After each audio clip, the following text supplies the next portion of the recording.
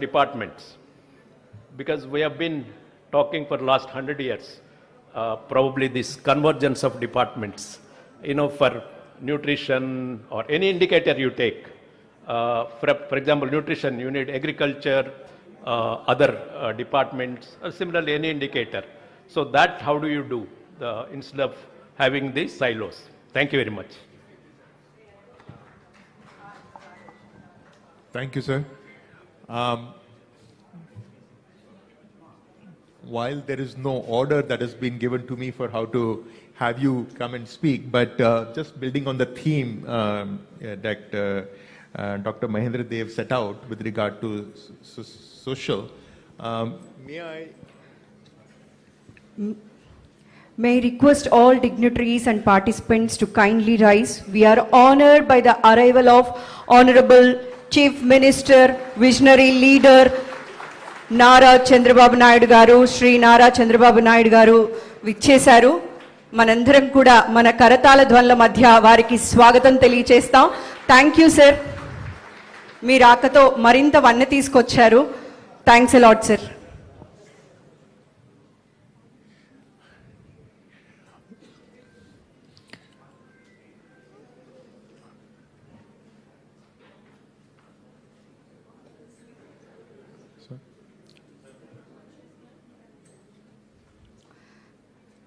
Sir, with your permission, we are continuing the panel discussion. Thank you, sir. So with your permission, can I continue, sir? Sure. Thank you, sir. Just kind of, thank you, Dr. Dev. And since you concluded your points, very well made out points around sustainability, society, disparity, etc. Maybe in the fitness of things, Dr. Balu, would you like to build upon that point that he said? Thank you. Either way is fine, sir.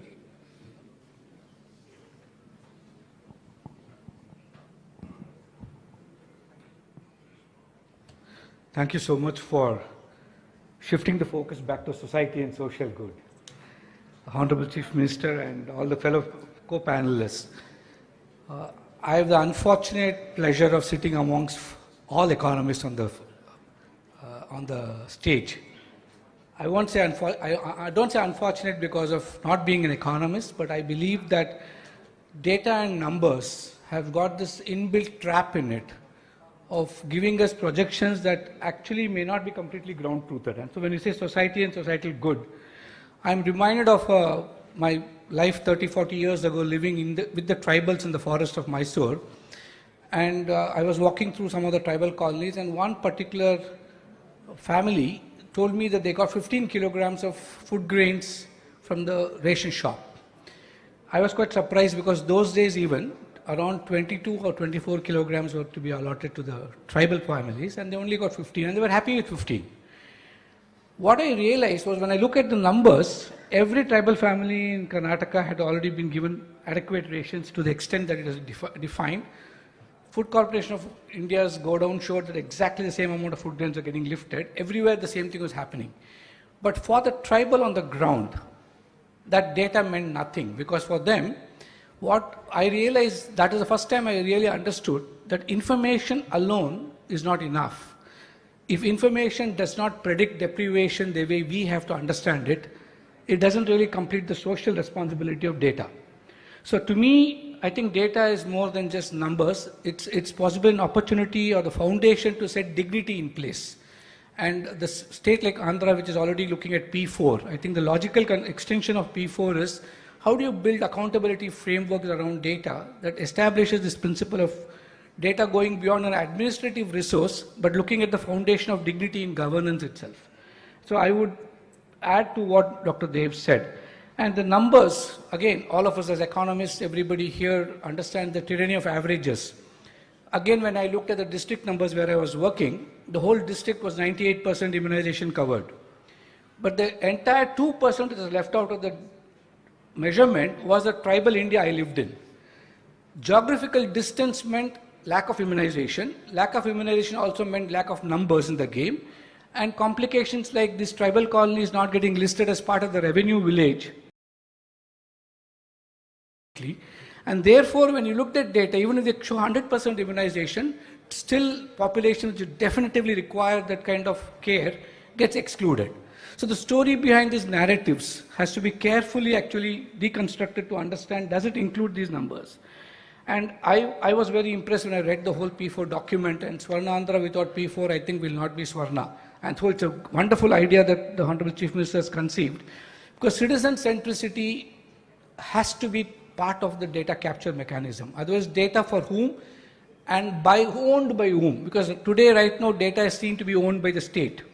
Even in the earlier discussions, we saw how we should use the law to ask for the data. But shouldn't data be actually the owners of data should actually be the citizens on whom the data is getting built itself. And therefore, when the call of Jan Bhagidari was given, I was trying to articulate how we look at citizens not as beneficiaries that is getting framed from the data that we have, but actually citizens as part of the development narrative itself, where they're partners in development. And that partnership begins from data collection.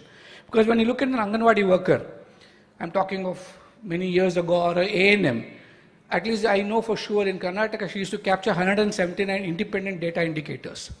She's so busy writing her registers that the reason she writes her registers is a child in front of her, and that we are forcing data capture as a state to the last mile functionary to look so much at the data and not as the person for whom the data matters. And somewhere I think we need to really balance this out, because technology is available today.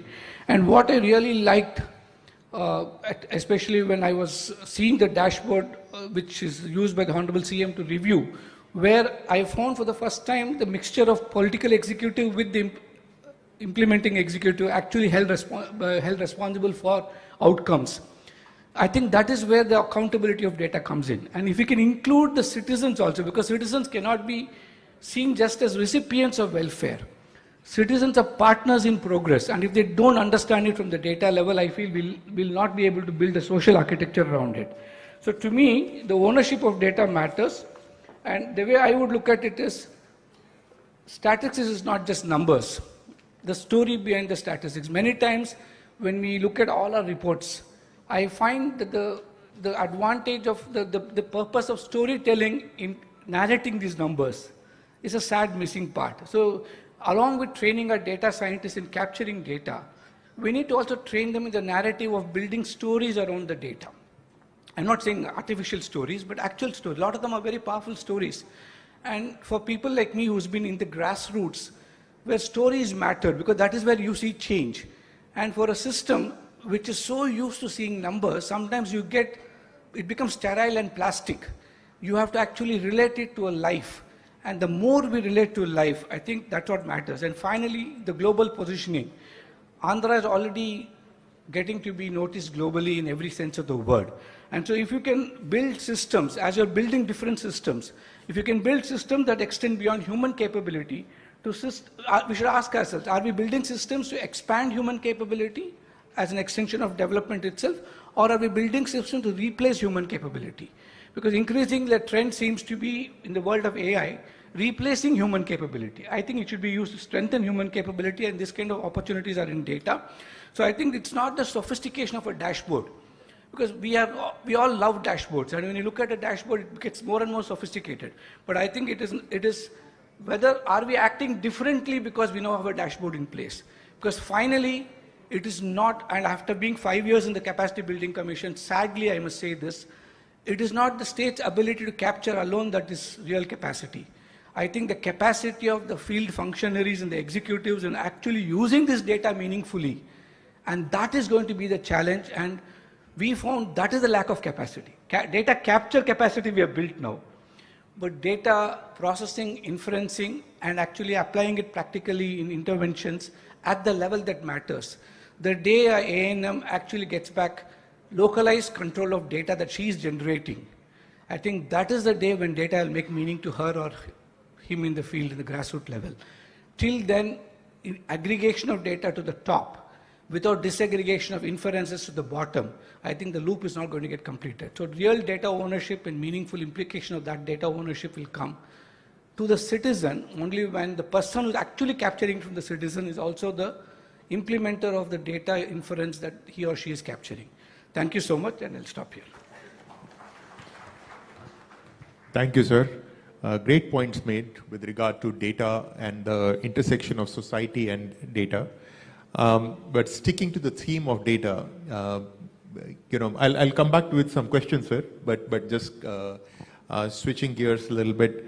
May I request Dr. Saurabh Garg to elucidate his thoughts around data and, most importantly, sir, the variety of data that we are producing, how that can be harnessed, and could AP being the lab for us to project things from here to the national level? Thank you.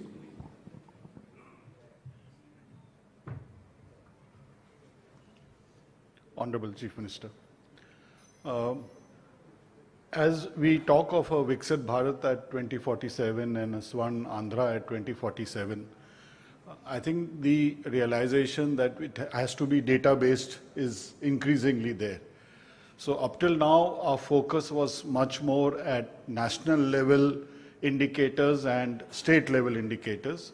Going forward, the focus will be district and perhaps even below district, which we haven't really talked about at mandal level or tehsil level indicators and using data. That is one aspect of it. The second is now we have a much greater amount of data. We have administrative data, extensive administrative data, including, for example, GST. We were discussing how GST data can be used so much more to get district level estimates. Apart from that, we have a lot of alternate data.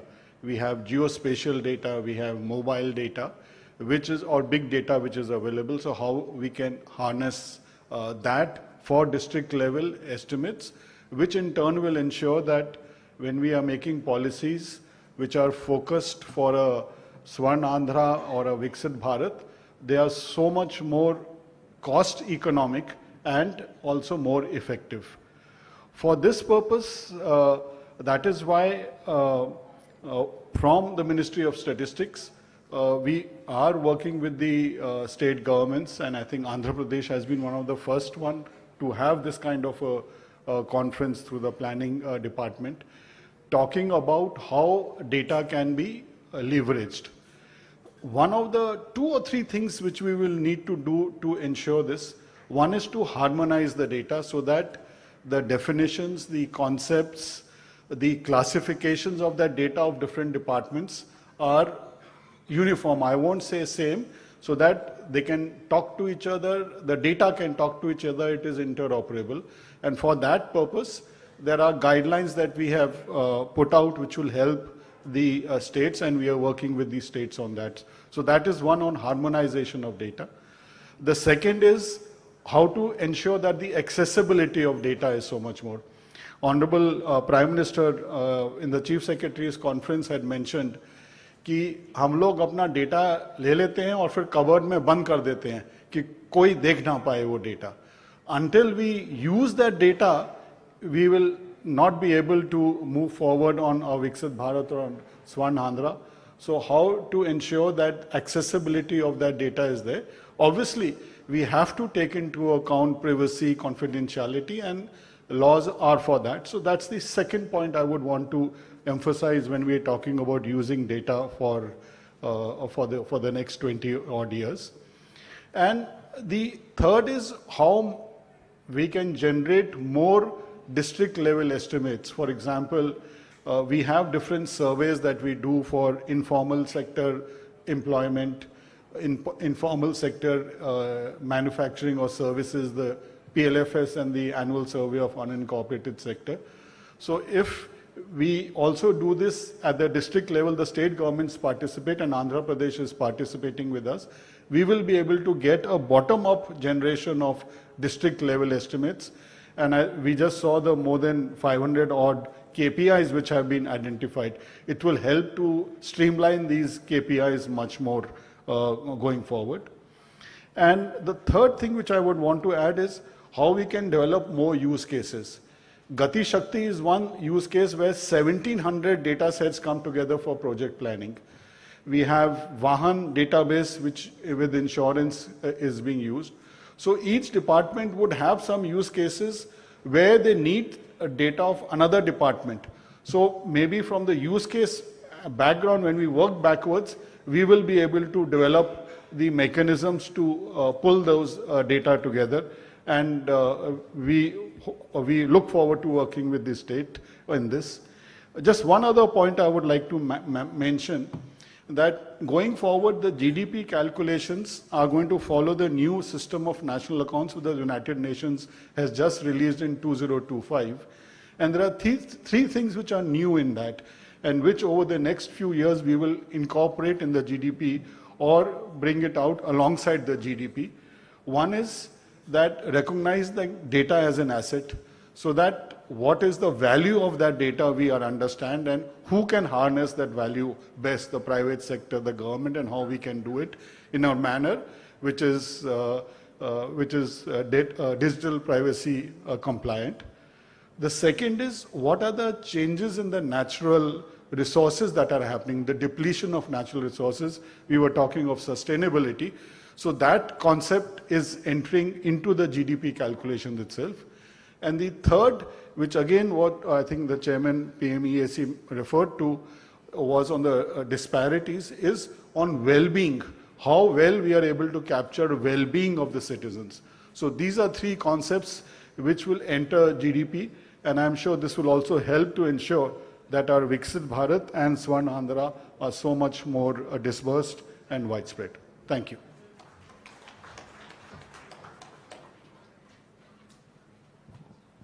Thank you, Saurabhji. May I now request Dr. Raju to share his views with us. As he had shared in his presentation earlier, that they kind of had this full life cycle of data, analysis, policy, action, and the feedback implemented at the UP.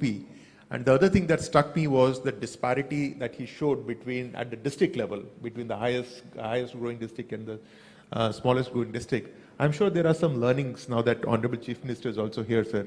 Would you like to share your thoughts on that? Thank you so much.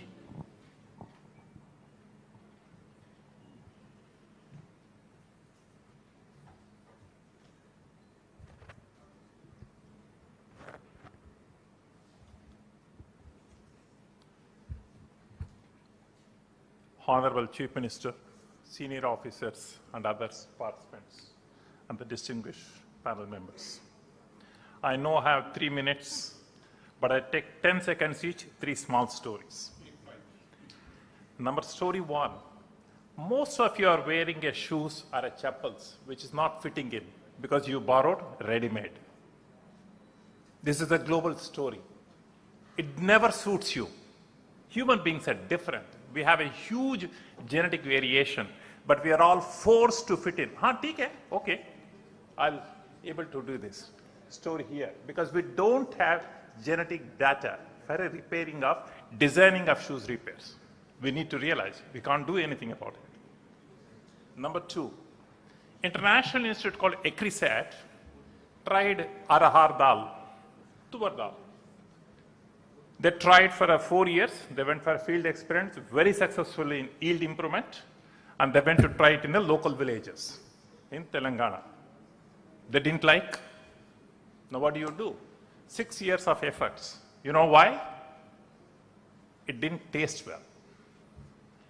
And the taste has no parameter in your research. Data never focused on this. Number 3. You open your mobile, Android mobile app, what does it come? You get all over the world apps, but I don't get my village map, I don't get my district map, I don't get my mandal map. It should be up here. The minute I open this, I don't want 30, 40 apps. I want my village map. I want my mandal map. So then you should be icons, drinking water, all the services. Immediately I can go. If I want to go to the drinking water as a service, I need to go by 5, 6, 7 levels. Do we understand this? Why women, local people don't use it?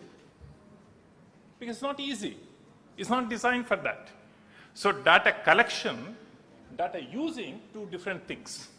We never think about this because they're all designed for a global, not for local. Can we do something about it? Think it over. I'll come back to yourself, moderator's questions. Data has three dimensions. We need to understand this first. One, area specific. Village level, Gram Panchayat level, Mandal level, Taluk level, district level, state level. Everything for a geographical area, it's available. Then we see the variations. Who does what, how much allocations, all geographical wise. Number two, it is a second set, is a user specific.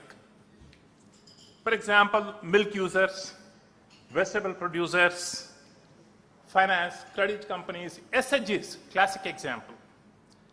Then FPOs. There's similarly many other MSMEs industries. Third, the social community groups, various social communities. Now, one above other, it's very difficult to match. If I want to know in my district what is available, area specific, user specific, then community specific, it's not available. I need to go through 6, 7 levels of layers of information. Go back to the statistics office, go back to the other ones. Why can't we impose this, layers of information, visually specific? I think that's one possibility. I'll come back to the second question. Let us take 28 districts of Andhra Pradesh. If I arrange them district GDP size, which one comes last? We don't know unless we see the statistics. It's not, unfortunately, same. Take same example of all the MLAs. If I arrange all the MLAs, what is a per MLA constituency per capita income? Not available. Same true with the MPs. My dream is put all the 763 districts. If all them can come, then we know where is this bottom districts. And where are the bottom 545 MPs? Where are they? Well, every MPs, every MLAs in this country, same set of facilities, but why are they there? How do we enable them? Is it a state responsibility? Is it the country's responsibility? Is the data not available? We don't have a scene. Please visualize. We don't have this scenario where we can see all the MPs are mapped and who are the bottom line MPs. And where all the MLAs mapped, where is the bottom MLAs? Why are they there? It may be good to see, for example, Bangalore has 28 MLAs. Is all MLAs are same per capita income in their constituency? We don't know. Same as Delhi, same as Hyderabad. So how do we enable to ask the right questions? If an MLA comes or MP comes to the CM or a PM, how do we know what they have done? We don't have that information. Is it hidden or we are not built? Some of these things, that would be really useful. Thank you, time. Thank you, sir. Dr. Nageshwaran, if I may just invite you to share your views, please. Since you're the Chief Economic Advisor, I request you to bring a wrap around the various points that were made. Thank you so much.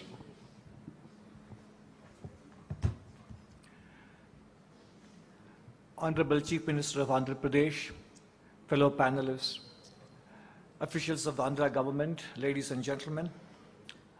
The session's theme is about data, statistics, and India's growth agenda.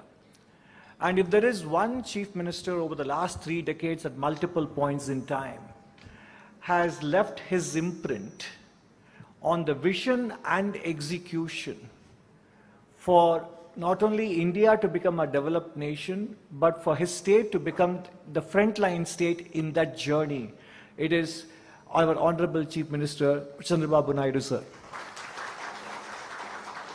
Therefore, it is an extraordinary privilege and opportunity, sir, to be able to share my thoughts with you on this occasion. Sir, we are a data-rich society, but we still remain information poor. And therefore, this economic intelligence 2-day workshop comes at a very opportune moment because the Ministry of Statistics has done a lot of reforms over the last 2 years under Dr. Garg. And therefore, it is an opportune time to implement them in states as well. So this is a good time to dovetail what is happening at the national level. And therefore, this 2-day workshop is an important milestone in the journey. Some important pointers we need to keep in mind as we do this exercise at the state level also. First thing is to realize that one template will not fit all states. Depending on the state's endowment in agriculture or industry or services or at the district level, the kind of data that we collect and the kind of information systems we put in place will have to match with the district's endowments and the strengths rather than having one template that suits all states and all districts. And secondly, states have to focus, and this is true for national level data also, we have to prioritize timeliness over precision in terms of data availability. Because a precise number delivered too late will not be useful for public policy.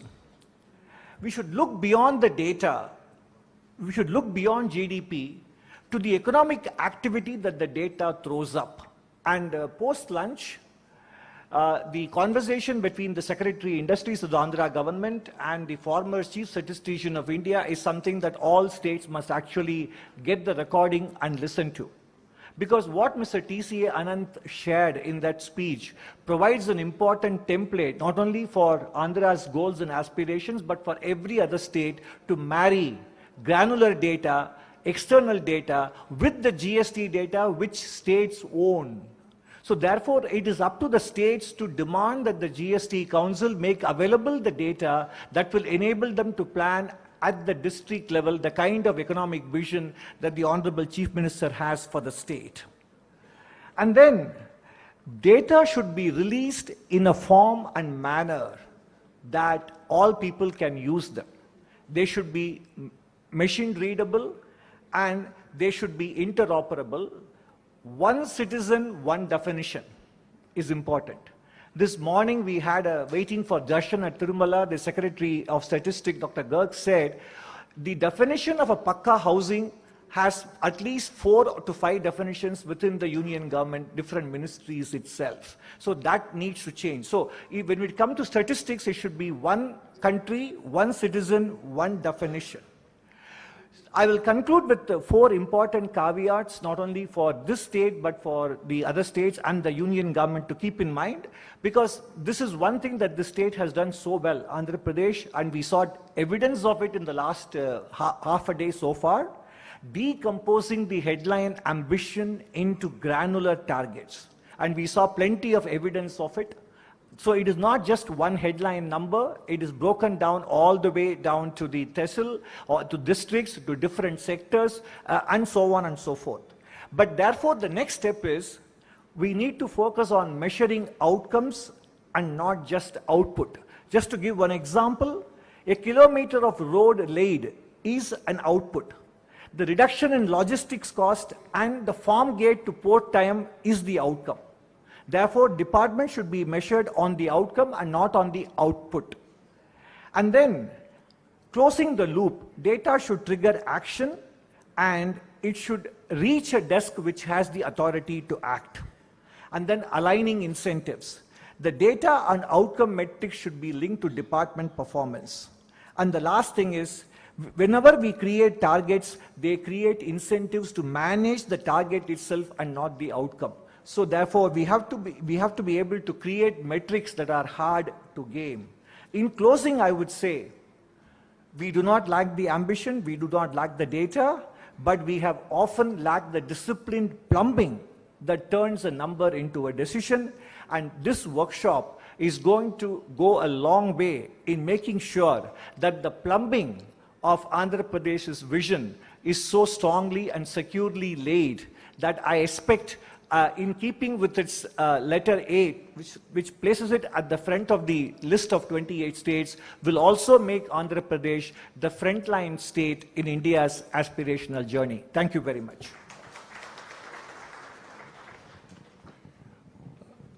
Conscious of the time, because we're all waiting to hear from the Honorable Chief Minister, just giving 5 minutes for any questions that we may have from the audiences.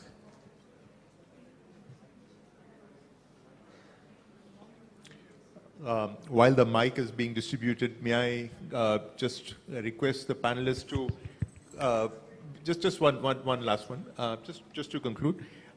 If we were to just have one recommendation coming out of these discussions, right? And goes to the first line of this briefing paper, which is data as a national infrastructure asset. Because once we kind of define it, a lot of things that we spoke about here would get covered.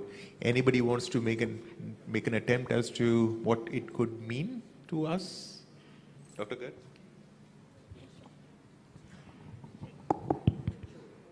So, I mean, if there was only one recommendation or one thing which I would want each department in the government of Andhra Pradesh to just inventorize or even just make a list of what data they have.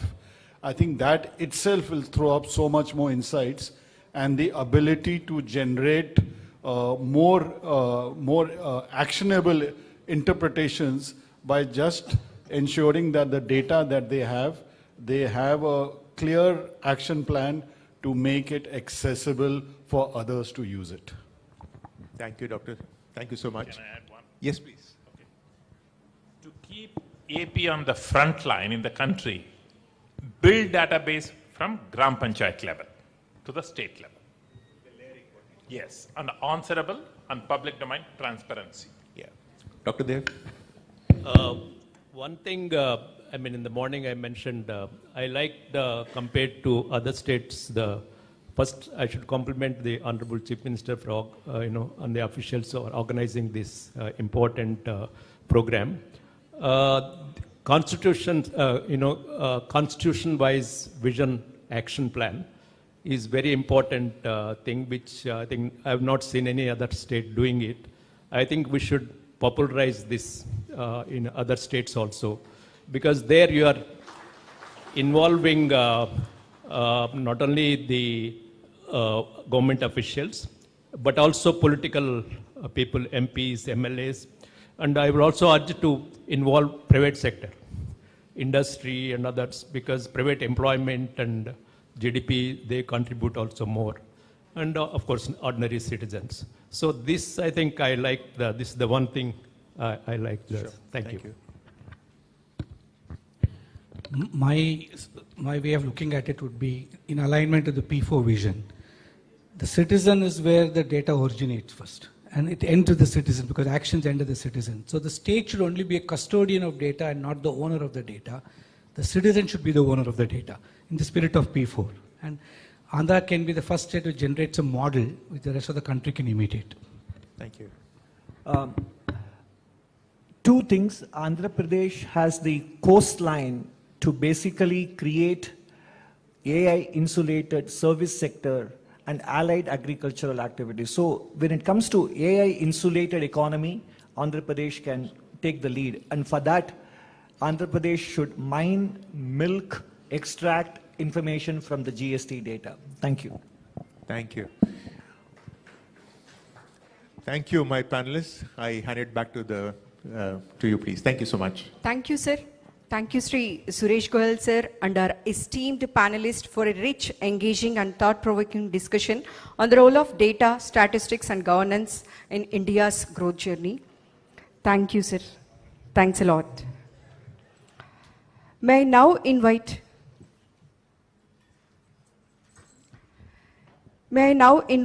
Sri Piyush Kumar, sir, IAS, Principal Secretary, Finance and Planning, Government of Andhra Pradesh, to present a brief summary of the key deliberations and takeaways from the today's discussion.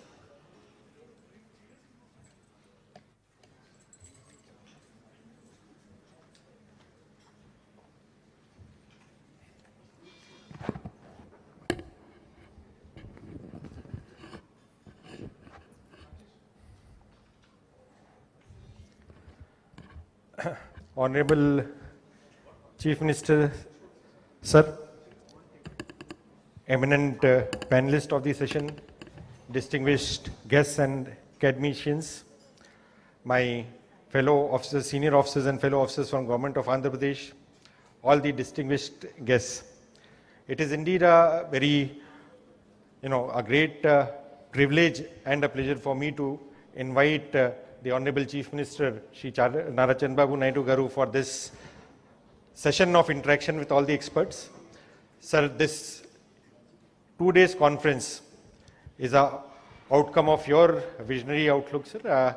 Under your visionary leadership, last 2 years, planning department, we have taken leaps and bounds in terms of the Swarna Andhra journey that we have started in not only the vision planning exercise, the action implementation exercise, but also in terms of the capacity building and in terms of the discussion around. It's a unique experiment which has never been done in any state the way we have gone about in last 2 years, sir. The fact that the galaxy of experts that have gathered today bears testimony to your vision and your engagement in the economic field and economic sector, the way it has come up. Almost everybody responded to our call, and we have had yesterday evening onwards a great gathering that has been coming to this, the auspicious temple city with darshan and with this conference. So once again, I thank all of you, all the experts and panels who have come here, all the Government of India, Government of Andhra Pradesh secretaries and the HODs who are here, sir. So guided by your visionary outlook, we had started this journey in 24th June when we had undertaken this vision action plan. So Swarna Andhra vision at 2047 was something along with Padi Sutralu, which was shared by us under the visionary your leadership, sir. So it is best. I think the audience will also will like to listen from you about that, how we had partnered with Niti Aayog, we had taken up that journey, sir. Further to that, December 24, when we had prepared the vision plan, the next question was how do we implement it? And that is where the unique experiment about district vision units and the constituency vision units, which the honorable panel members also talked about, and Mahendra sir also mentioned, a unique experiment that we did. Each constituency wise, not only we have engaged the officials there, but academicians also and the public representatives at that level. Along with that, we also worked upon the KPIs, the key performing indicators. These are comprehensive universe of data set that is being generated. Almost 650 KPIs that we are capturing, automated system from the bottom up at the mandal level, at the district level, aggregated again in the constituency level. So it gives a roadmap of what is the constituency and district performance. So the collector's review, and that is happening through that intervention. We started sometime in last year, May, we had completed this. This includes about 200 economic parameters, around 150 SDGs, the social parameters, as well as the governance parameters. Now, having come to that, sir, in this journey, sir, we partnered with our knowledge partners, the KPMG and National Council of Applied Economic Research NACER team had come in and we had taken up.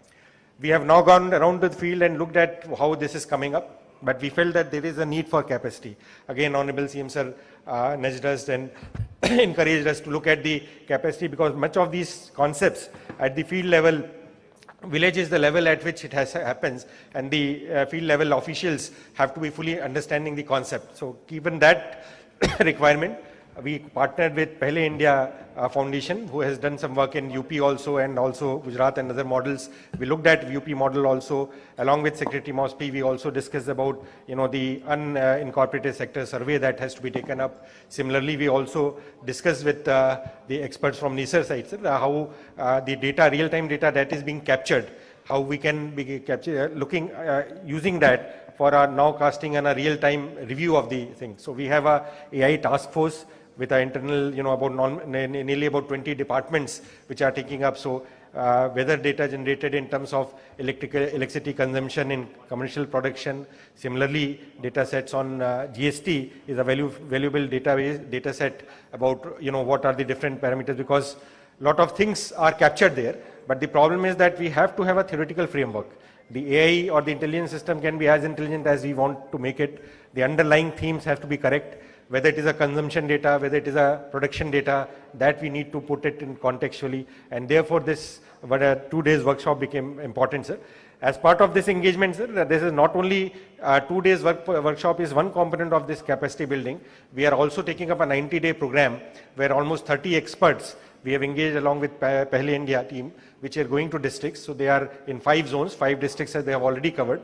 Each district member of 5 experts, these are research associates and PhDs, they are going there, spending 1 week time to understand the district profile, the constituency profile. As part of that engagement, we have also requested them, so while we are capturing these hundreds of voluminous data, let us zero in. In fact, today morning session also, it was discussed that 4 or 5 indicators which will vary across the district, but what are those 4 or 5 indicators which contribute to 80% of, let's say, gross value addition. Similarly, we discussed with MOSPI, already district level, district domestic products. MOSPI has now given a framework where so far GDP was being devolved into GSDP. We are already doing as a district domestic product, and in fact, under the visionary guidance of our Chief Minister, we have gone to mandal level domestic product and constituency domestic product. So we really like experts or MOSPI and NISA to look at it. How do these combine into the mandal level, that aggregation of that domestic product in GVA, how we do. So these are the points that are being discussed today and tomorrow. Tomorrow again we have 17 subsectors in our state from the three primary industrial and service sectors. So those sessions will also be happening, sir. Today morning the sessions engaged interaction on various themes, big data analytics, how it is to be taken up. Similarly, the UP experiment. We also had our collector Bapatla, who has in the GSDP, the Bapatla district, though it is middle ranking, but it has jumped 8 points from 13th rank to 8th rank. So what are these strategies? So the collector could really present how the, based on the collector's reviews, the per capita GDP, where is the ranking and what are the factors contributing to GVA and where, what should be the development strategy. He could elucidate that. The speakers were also very happy with the, mesmerized with the kind of presentation, sir. So we hope as part of these 2 days exercise that we develop our theoretical framework and we prepare our field level officers into understanding this. So as part of this exercise, almost 2,000 master trainers and 6,000 mandal level officials will be training and we'll be monitoring. Also the content of online training will be developing based on the real-time fields, which will be available for a 6 months or 8 months review. So capacity building is integral part of that, sir. With your permission, sir, I will just 5 minutes what is the district training that is happening will show, sir, and then we will request Honorable CM to give his views. Thank you, sir.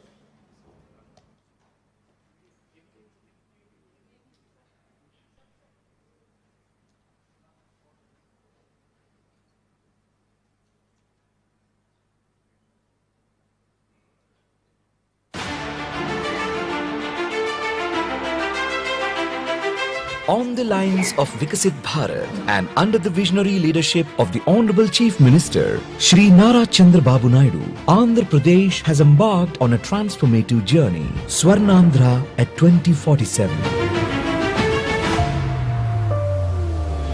Launched in December 2024, this vision aspires to build a 308 lakh crore economy with a per capita income of 55 lakh rupees, positioning Andhra Pradesh among the world's leading economies. This vision goes beyond the macro level. It is driven to the grassroots, where every district, constituency and mandal has a defined pathway for growth. Localized vision plans translate state goals into actionable outcomes, guided by the Padisutralu, ensuring inclusive, sustainable and future-ready development across every region. Swarna Andhra conceptualizes action planning and implementation at all levels, state, district, constituency and mandal. To drive implementation, dedicated institutional mechanisms, district vision action plan units and constituency vision action plan units have been established. A robust KPI-based monitoring system tracks performance across departments, districts, constituencies and mandals, measuring progress in economic growth, SDGs and governance outcomes.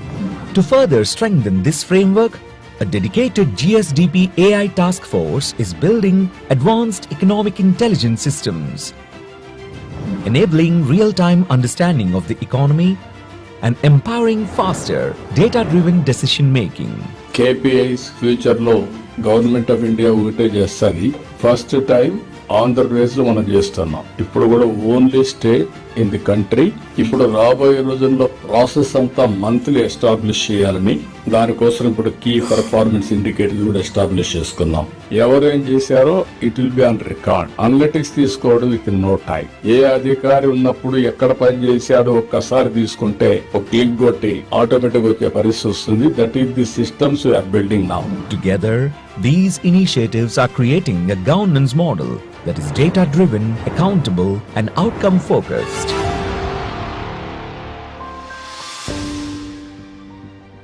But transforming vision into measurable outcomes requires more than systems. It requires empowered people.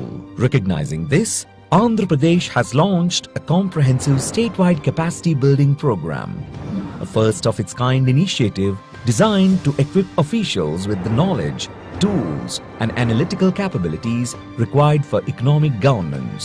This program is not just about training. It is about enabling every official to understand the economy, interpret data, and take informed decisions that directly contribute to growth. It spans the entire governance ecosystem. 980 district-level officials, 6,125 constituency-level officials, 2,750 master trainers. From Srikakulam to Sri Satya Sai, this initiative, including structured workshops like this, is building a new generation of data-driven administrators. Officials are being equipped to understand GSDP, sectoral performance, high-frequency indicators, and real-time economic signals, shifting governance from routine administration to outcome-driven leadership. This marks a fundamental transformation. From assumptions to evidence, from intuition to intelligence, from activities to measurable impact. Every official becomes a growth catalyst. Every district becomes an engine of development. Every intervention becomes measurable. Across Andhra Pradesh, this movement is transforming how decisions are made and how growth is delivered. The training programs have been organized by the planning department in the district of Kakinada. As part of the training program, the training was imparted to the master trainers, the constituency level officials, the district level officials, and also to all the key stakeholders across different sectors.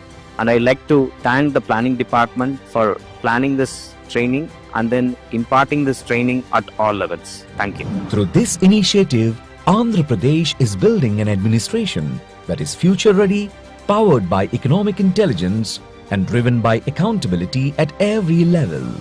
From data to decisions, from decisions to development, from development to prosperity. Swarna Andhra at 2047, happy in its people, healthy in its progress, wealthy in its future.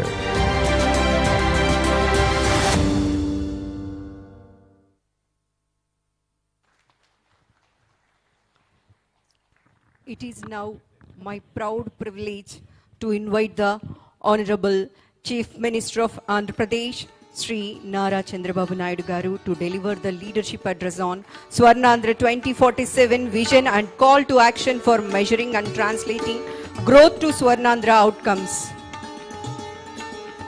Swarnandhra శిల్పి ఒక రాయి మంచి శిల్పి చేతిలో పడితే దేవతా రూపం తీసుకొని పూజలు అందుకున్నట్టు మన స్వర్ణాంధ్రని తీర్చిదిద్దే విజనరీ లీడర్ శ్రీ నారా చంద్రబాబు నాయుడు గారు ఇప్పుడు మాట్లాడబోతున్నారు. Thank you sir.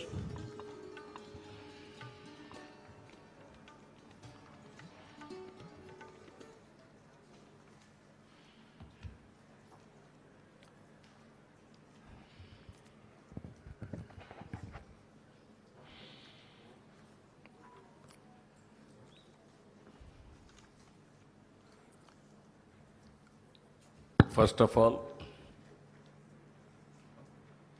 I wanted to extend warm welcome for extraordinary gathering here today. Especially so many experts, starting with I welcome Professor K.V. Raju, Member Niti Ayog, and Dr.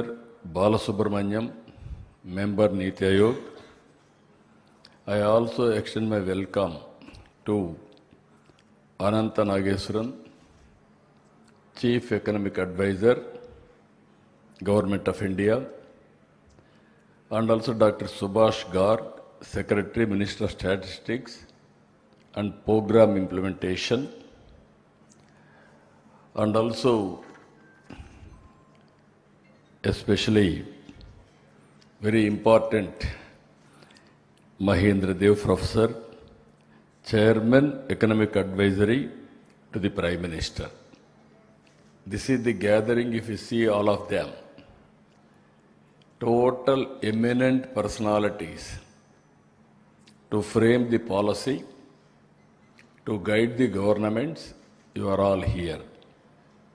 And also Rajiv from Pahle India is also here. This is where it is very nearer to me, to my heart also. Not now, for the last 3 decades. First time I became CM in 1995. I have seen the systems, how they are functioning. We started economic reforms in 1991. China started economic reforms in 1978, only 13 years ahead of us. Then I prepared first vision in this country by engaging McKinsey, world best consultant at that time. Everybody asked him, what you are doing? Some people criticized me. I prepared Vision 2020. 2020, there is a meaning also perfect vision.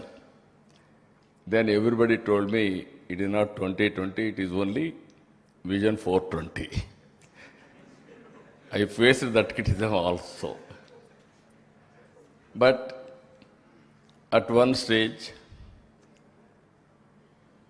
at that time he was only a scientist.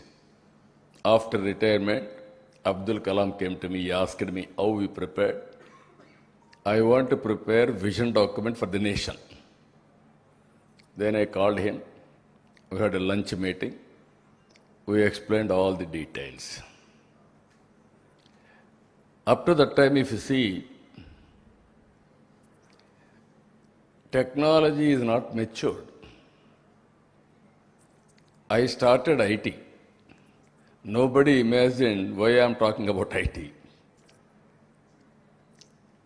Then I started IT, first time, internet revolution has come, world has become a global village. Before that, what America is doing, we don't know. After 3 days, 4 days, we used to know in papers, late news.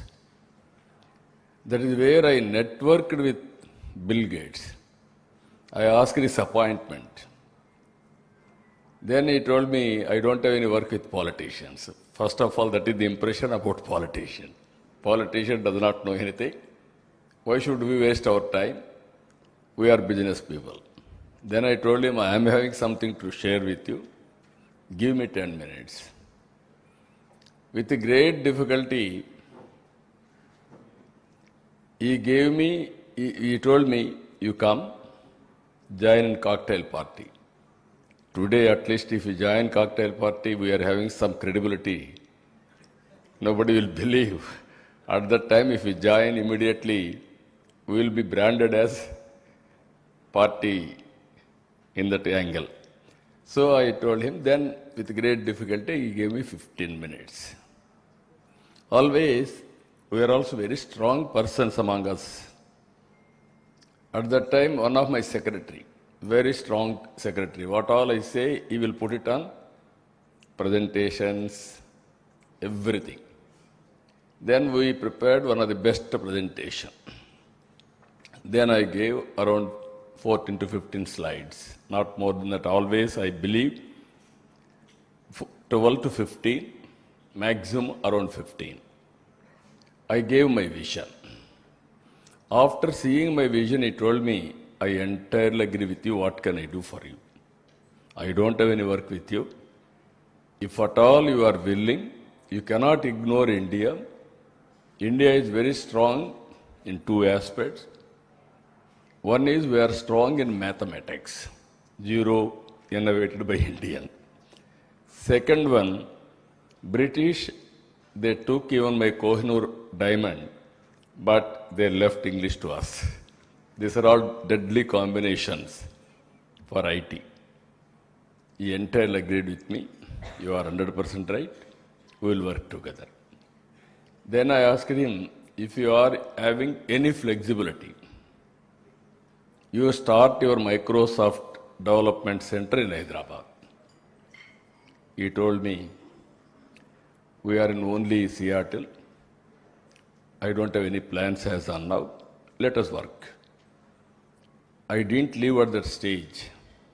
Then I went to Seattle. I met him in Davos. Finally, he came to Hyderabad.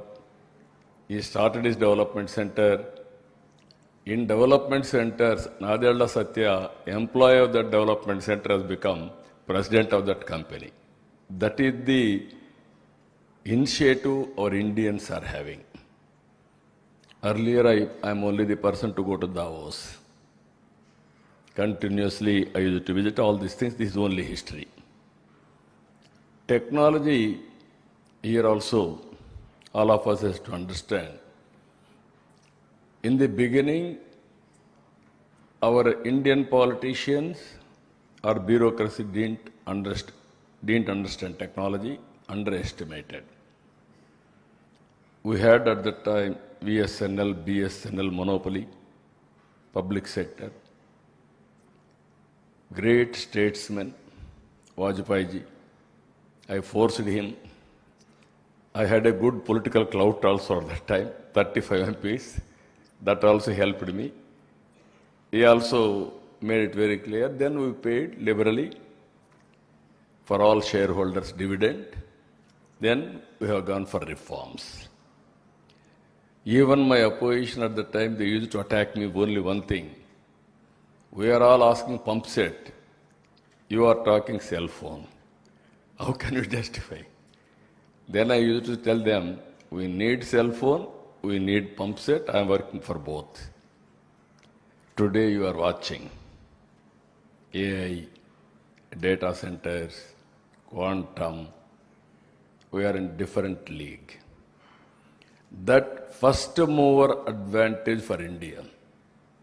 Today I can say very proudly, we missed agriculture revolution. We missed industrial revolution. We are able to encash service sector revolution because of information technology and supporting other economic activities. Now, all of us are here. I had a bitter experience about GSDP. Around 2014, my officers are unable to understand what is GSDP, even including my planning secretary at that time. Then I used to sit with experts and those who are calculating in Delhi. Only Delhi planning used to do. Even state governments may adopt or may not adopt. Sometimes we are not in a position to discuss.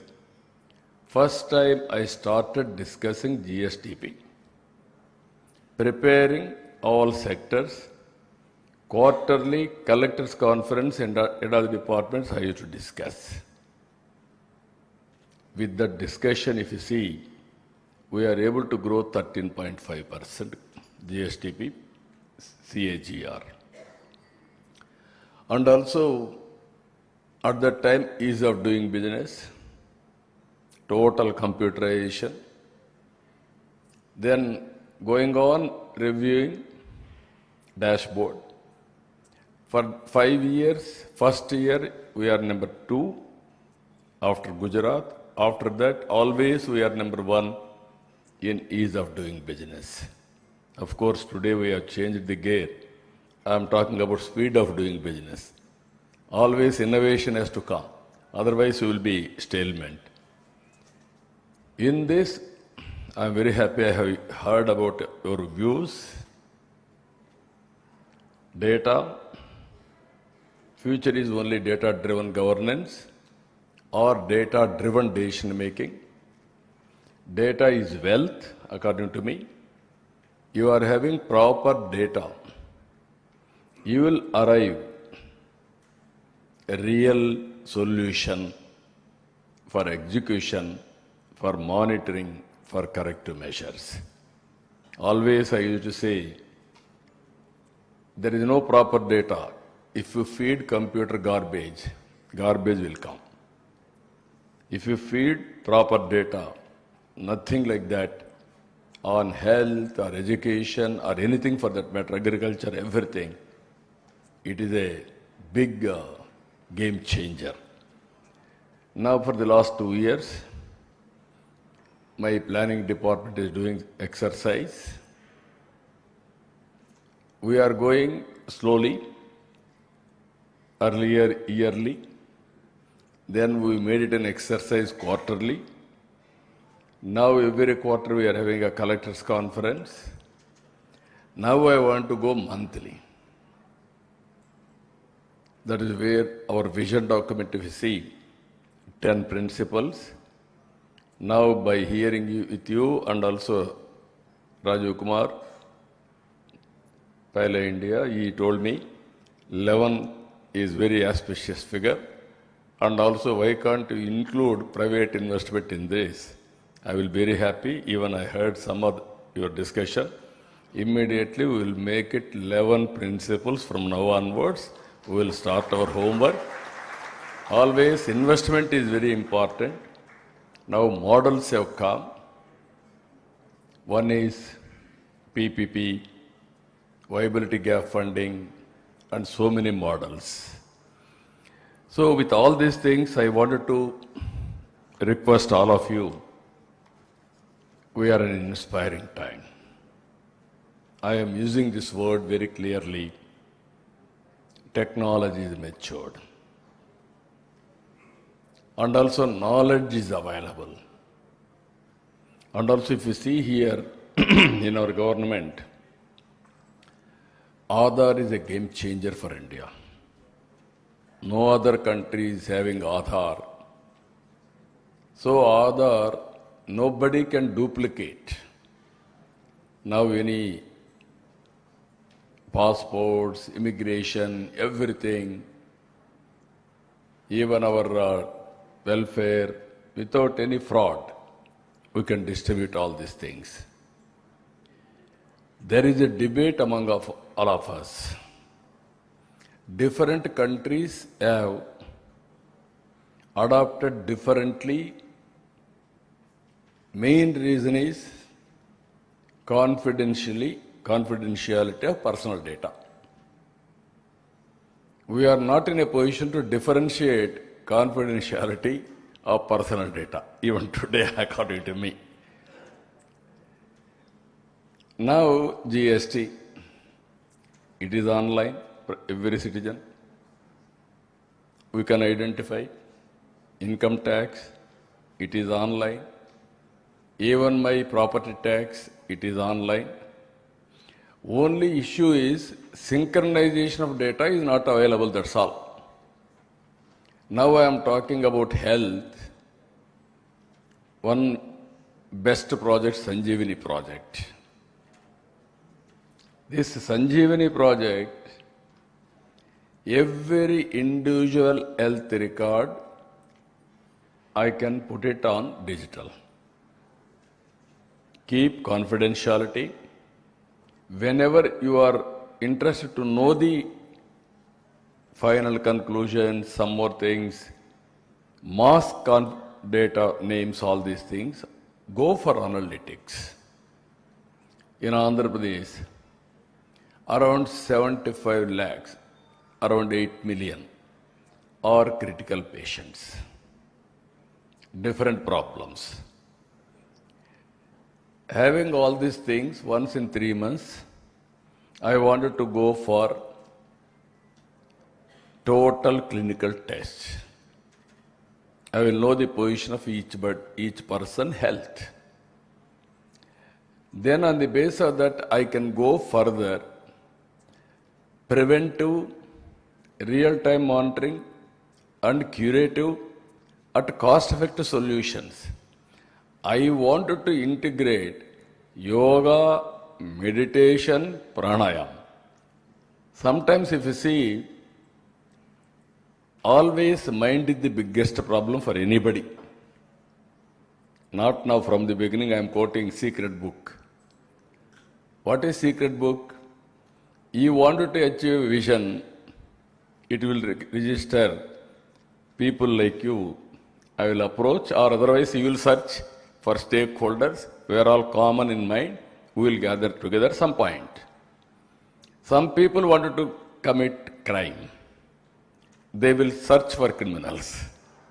They will gather together to get it done. Some people wanted to have evening party. Those who are all there, they will join there. This is life I have seen very clearly. There is nothing secret in it. Now PM, Honorable PM, he wanted to do always something, innovation. So many innovations are coming. So what I want to tell all of you, you are all different walks of life, very eminent persons. Here we established data lake. In data lake, all historical data we have kept in warehousing, data center. Present data will come to data warehousing. Data lake it will come. In data lake, I am using AI. So that I want to go for different modules for application. Simultaneously, we got an idea aware.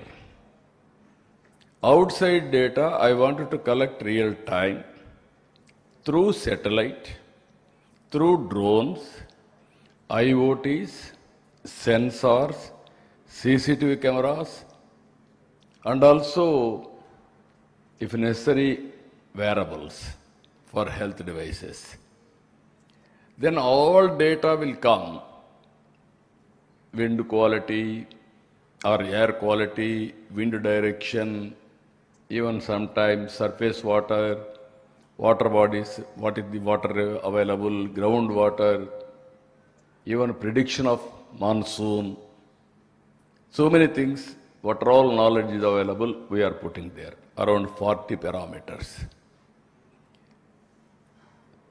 Real-time data is flowing, all my files, everything, funds, everything we are earmarking. By integrating all these things, I want to communicate to the last mile for action. That is another thing I am doing. That is Manamitra, WhatsApp governance. Around 1100 services we are providing real-time, online. Even somebody will say by phone, you will ask voice. I will convert voice into text, attend to it, and send back to him.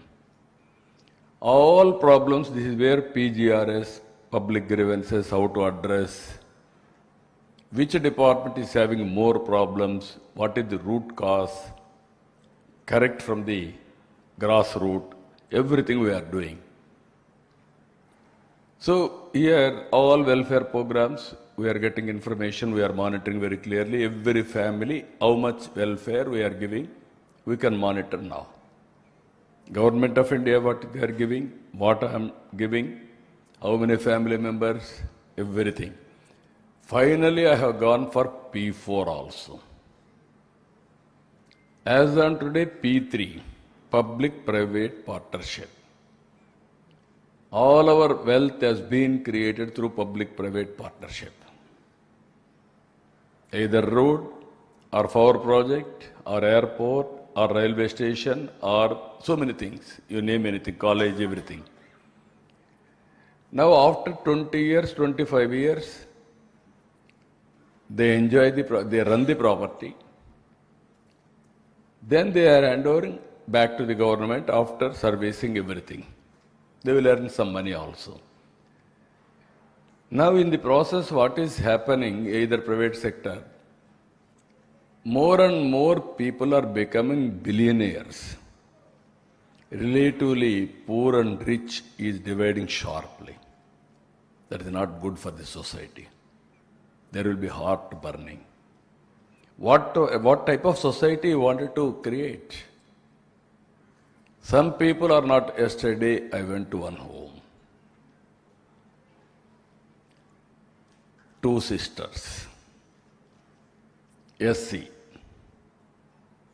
When I went to that family, his sister, Tulusamma by name, she was physically handicapped and dumb. She cannot talk, she cannot converse, everything. Then another woman, Pushpamma, she is looking after her. Her husband died 15-20 years back. She had 3 children. 3 children, being a labor, she has to look after. And she has to look after that sister who is totally unfunctional. She cannot converse with outsiders also. Then we used to give earlier, slowly, one by one, 3,000 rupees pension. I have increased that pension to 4,000 for widow pension she is getting. Another sister, earlier they used to give only 3,000, I made it 15,000. She is bedridden, some attendant is required for her, all these things. With that money, she was able to do better. Meanwhile, I created an organization, DACRA. That organization is helping all DACRA women for self-help or self-financing. They financed to her, she purchased 2 buffaloes. She is selling that milk. With that milk, she had a tea stall. And then she is earning some money. She graduated her son. That fellow got some job. He is earning 16,000 rupees. She sent her daughter to school. First she sent her, because no money, orphanage. There she educated. Then finally 1 buffalo she sold, 40,000 rupees. By spending that money, she educated her daughter as a nurse. She got employment, now nurse employment. You see the human story. All of you, as told very clearly, by seeing everything is very simple. There is a family, there are families, there are a number. We are all calculating 1 crore 60 lakh families, 5 crore population. Inside, if you go beyond figures, you will know what is truth, where to attempt, where to bring public policies. This is where I am thinking differently. Now, another thing, P4 is meant for this. Now I started, it is only a beginning. It's an humble way. As on today, around 12 lakh families were adopted by 1 lakh Margadarshis. I made this name also, MBK 1020. MBK means Margadarshi Bangaru Kutumbam. 10 top layer, 20 bottom. Top layer is Margadarshi, bottom layer is Bangaru Kutumbam, golden family. You adopt, not one day, not charity. It is your social responsibility. We are all here in a hotel discussing all these things. Where we have studied? Who spent for all of us? It is only taxpayers' money. I studied in government school. Whose money? Taxpayers' money. Most of us, but we got an opportunity. Only few people got an opportunity. Only 1%, 2%, 5% like that. Remaining people are having same problem. Those who born with me, they are in the village itself, they are having ordinary living standards or below living standards. So this is where I am saying always, I used to say one more thing. Up to 1991, all experts are here. I am also economic student. I didn't do big research, that's a different issue. I am also economic student, MA post-graduation. That too, Hon'ble University from Venkateswara University. Not a Oxford or big universities. But I studied from the beginning society. What I wanted to tell you here, is it not our responsibility to build a society and sustainable living standards for everybody? We got an opportunity, we are thinking, we are happy. Is it not our social responsibility to handhold? Here I wanted to make it very clear, all of you. Wealth is not coming automatically. You have to plan, you have to create wealth. Before 1991, India is blamed everywhere. I used to go to some other countries at that time. We are all blamed Hindu growth rate. What is Hindu growth rate? Only 1.5%, 2%. I had a bitter experiences with all top heads of the nations. They used to argue with me, India, you cannot come up. You won't develop.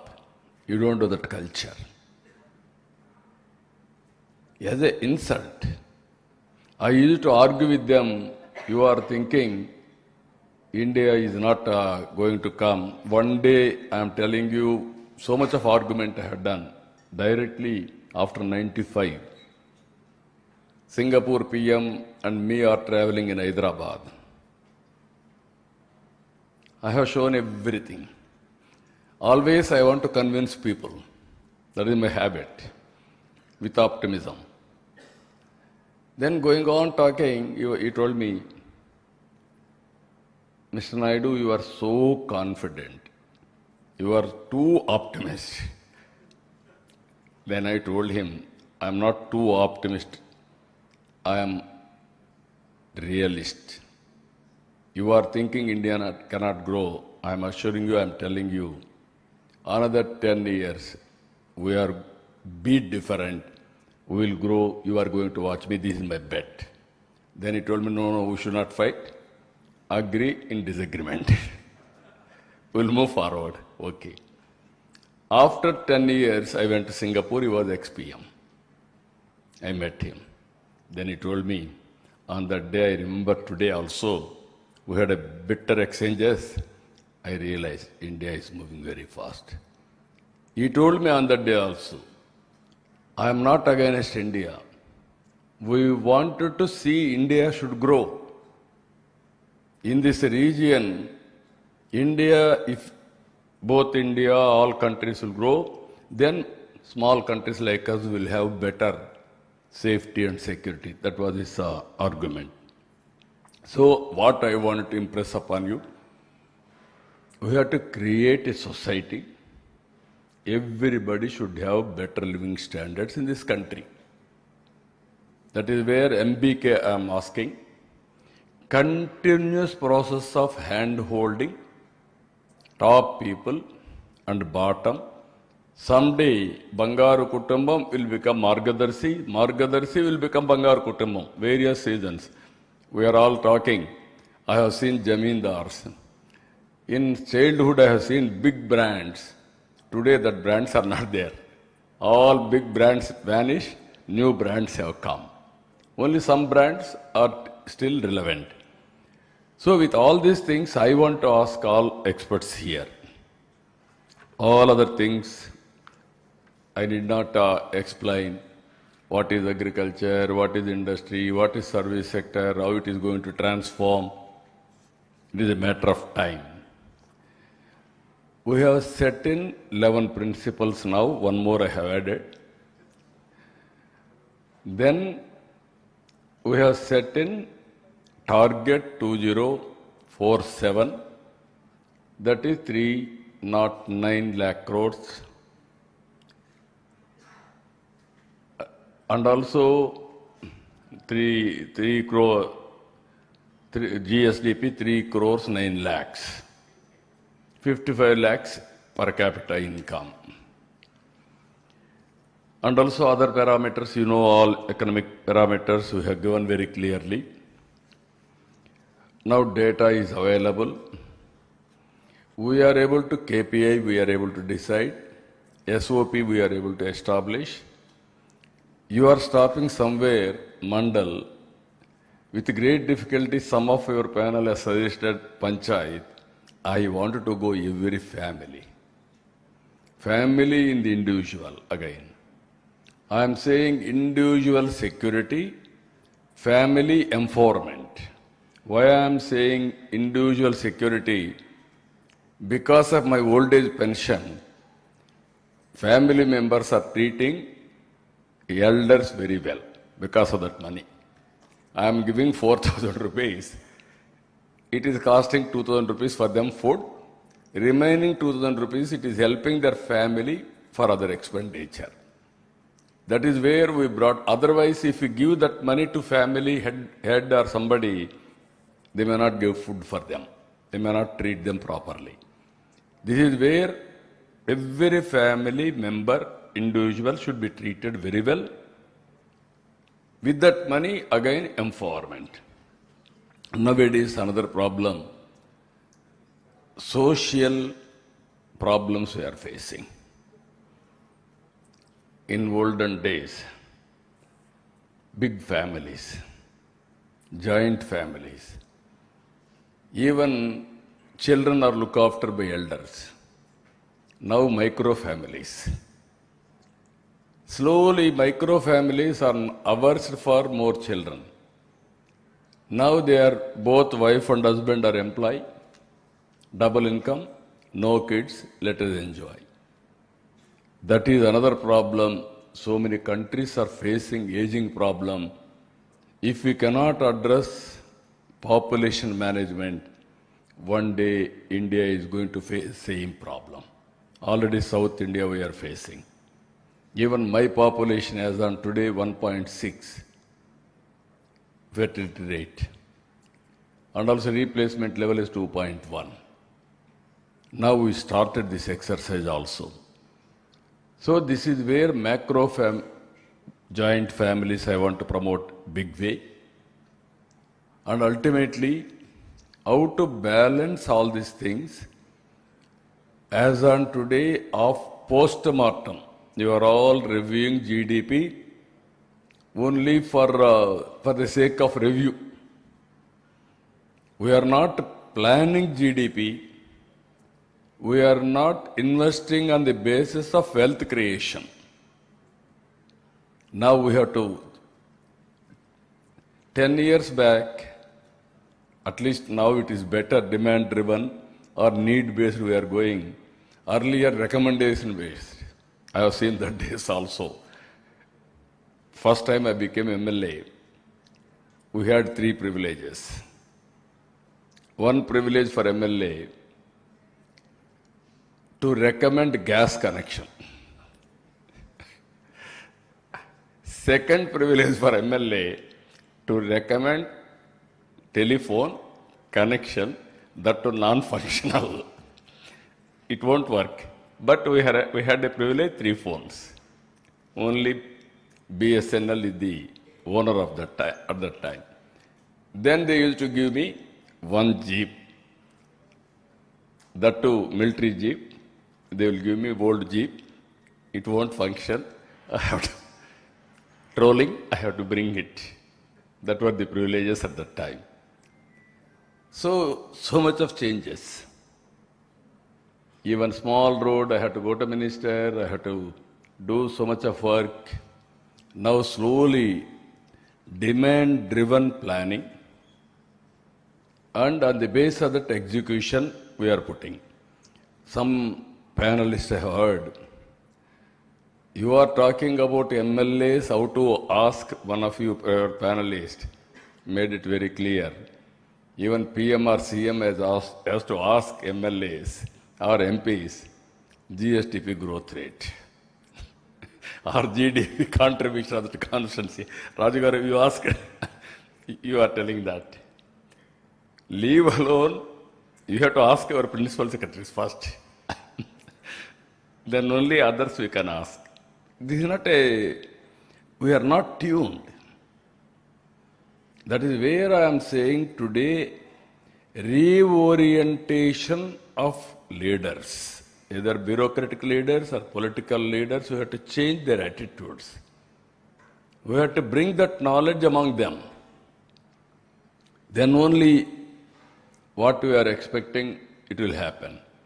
Now all tools are available. There is some people are saying we have to fix accountability at district level. Not only district level, you can go to last mile. Agriculture, last mile, you can fix responsibility. Raitu Seva Kendram is having a territory. Then supervisory officers. There is a unit, there is a functionary. Both you can monitor continuously to top. Then you can fix accountability automatically. First of all, you have to give knowledge. If you won't deliver, train him. Then you have to fix accountability and streamline. That is the biggest exercise we have to do. In Andhra Pradesh, if you see here, everything, industry, we are getting reasonable investment. We are going service sector in a big way, especially tourism in the future, employment generation, there I am going in a big way. Even I have fixed 50,000 keys in Andhra Pradesh within 5 years' time. We had only classified rooms nearly 2,500 or 3,000 or 4,000. Now we are going quantum multiplication of all these things. Even opportunities, we have gone through everything. Regional basis we are going.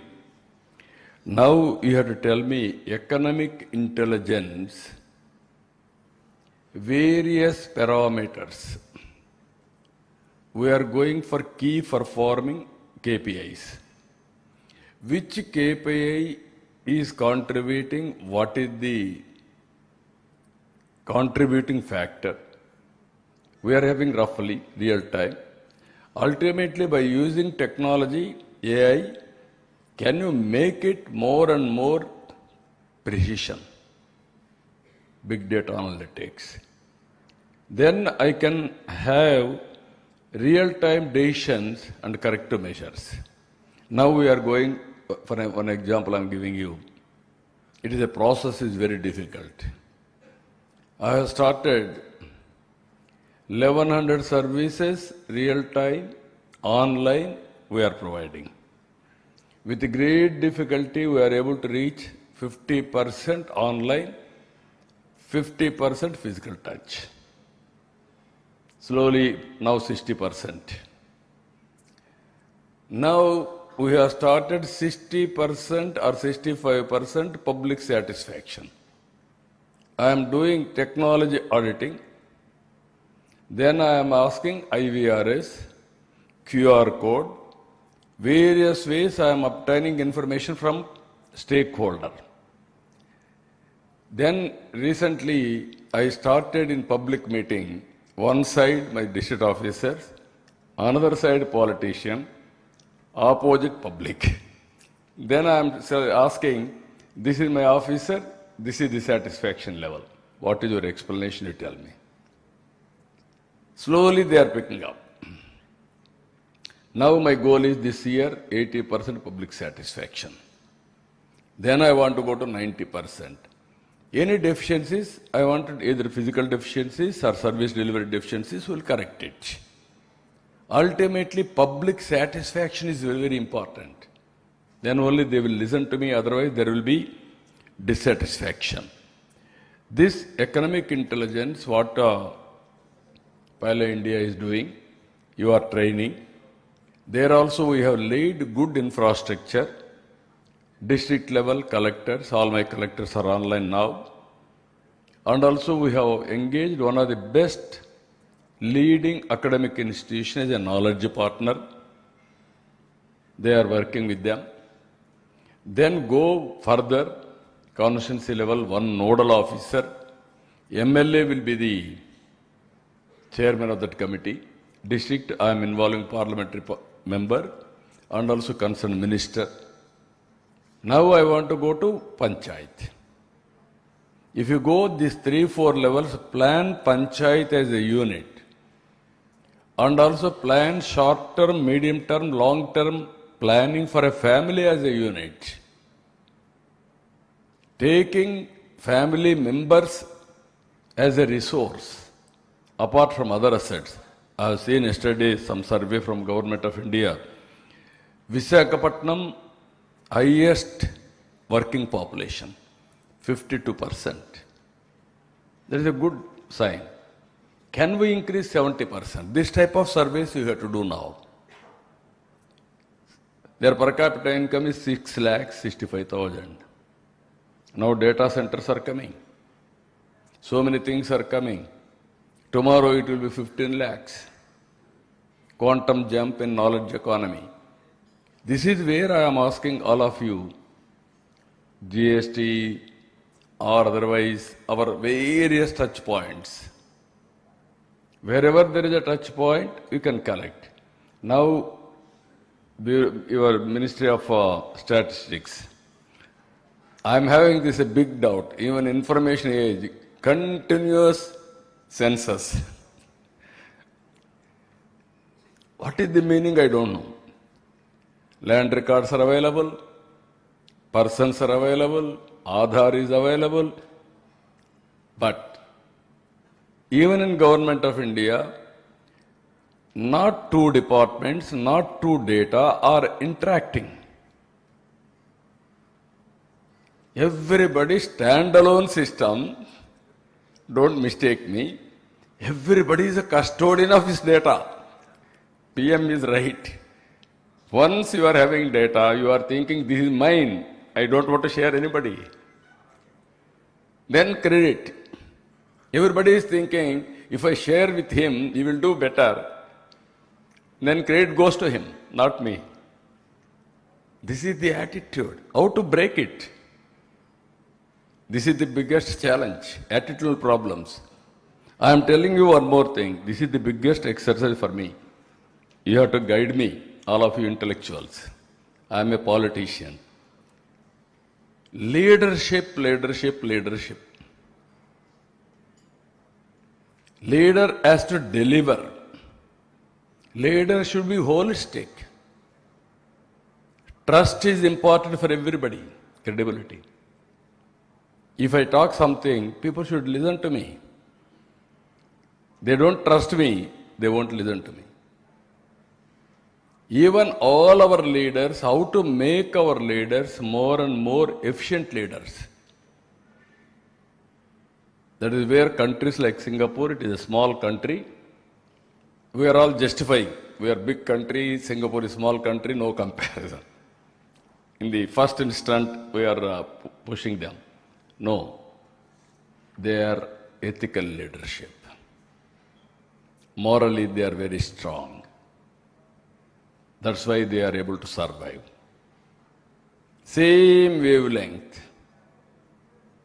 PM to last mile, same wavelength. They will talk same wavelength. PM will say something, I will say no. That is my political situation. This has to be changed to certain extent, then only things will happen. Now like-minded people are joining together. At least all of us has to work in that direction. Then I don't have any doubt India is capable of growing double-digit growth. You have locked so many things.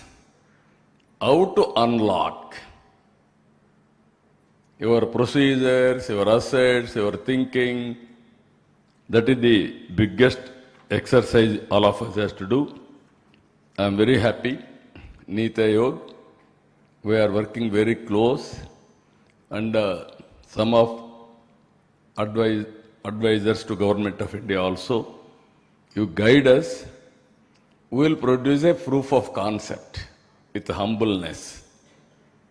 My aim is I want to grow 15%. Some people are saying, no, 20% we can grow. But if I say 20%, my planning secretary will say, sir, I will go on leave. Day by day you are increasing target. We don't have any confidence. Even it is not possible. This is the biggest challenge I am facing, but this meeting is only the beginning. We are in the midway. You have seen our data. Now 2 days conference and also training program, we will reach reasonable level. Every 15 days we are having cabinet. Every monthly SIPC, SIPB. Every quarterly collectors conference, once in 2 months head of the department's meeting and secretary's meeting. And also we are putting everything, discussing. Now data is available. Every Monday I am sitting with RTGS 2 hours for reviewing data. What data, what next, how to go about, all these things I am reviewing with them. So this is a very interesting time. So I am asking all of you, crisis will be there, find a solution, and the data is available with satellite. Some more, if you bring some more scientists to analyze real time, I will be very happy to get it done and use it and move forward. As on today, the support from all of you is amazing, extraordinary. If necessary, you guide me. I will sit as a student with you all. I will learn things. Always I am saying I am a student to learn things. Learning and de-learning is a continuous process. Today you have given so much of information to me also. While taking decisions, I will keep all these factors in mind and move forward. With this, I am thanking all of you. Thank you. Very nice of you. Now, anybody want to ask any questions or guide me differently? You can do that also. Anybody is having any questions or you wanted to guide us, you say something, please. Kriya University. They are our one of our partners. Now 4 principals out of 10, 4 principals they have taken up as custodian and take to logical conclusion. That is the Kriya University. Please carry on. So just like you made 10 into 11 principles, you have made our 3 into 4 today. So okay, that's good. Sir, very inspiring talk as always. So this morning I was with Honorable Minister for IT in Sri City, and you introduced the 11th point of private investment. He mentioned in this morning when we were talking, 25% of all investment in India is coming into Andhra. And I said, wow. He said, no, you are saying wow, but my Chief Minister is saying, where is the remaining 75%?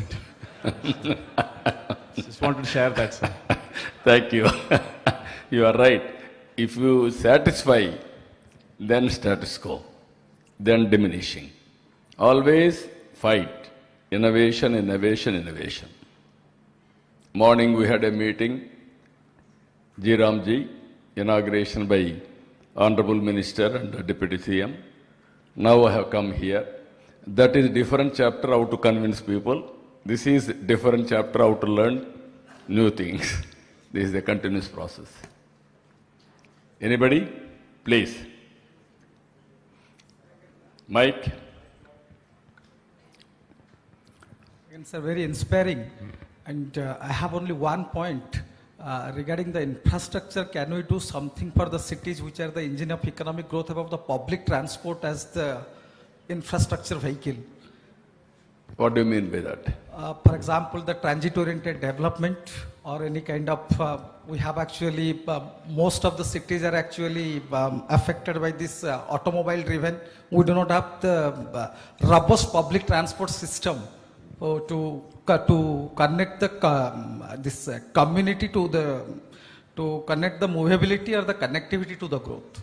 No, that is where, as you rightly mentioned, this is what, all these things are coming logistics. Out of 11 principles, one principle logistics.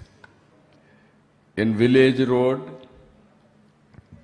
state highways, national highways, connecting to port, connecting to marketplace, connecting to airport or railway station, and also seamless integration of all logistics. One is road infrastructure. Second, I want to connect almost all railway logistics. For example, from Chennai to Calcutta. As on today, 2-lane.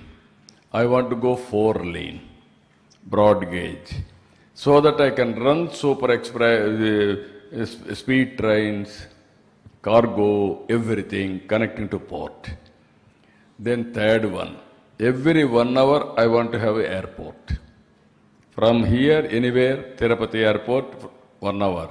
Or Kadapa airport, that area 1 hour.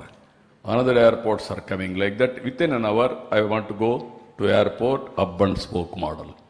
Then ports, same thing I want to connect within reasonable area, every 50 kilometers, one port.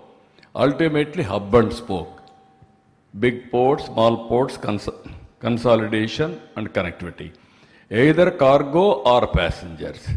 I want to go 100% green energy. Country is going to produce 500 gigawatts of energy. I am going to add 160 gigawatts of green energy from Andhra Pradesh. That is our motive. With all latest technologies, even everywhere charging stations, and ultimately petrol, diesel has to go, even sustainable fuel has to come. As you rightly mentioned, every connectivity, passengers, all my buses will be air-conditioned buses, public transport, tomorrow. It is not much difference, only 5% or 10%. It makes no difference in India, 46 degrees temperature.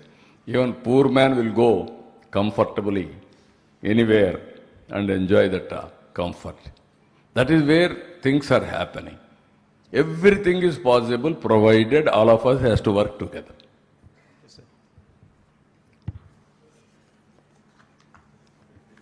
Tell me,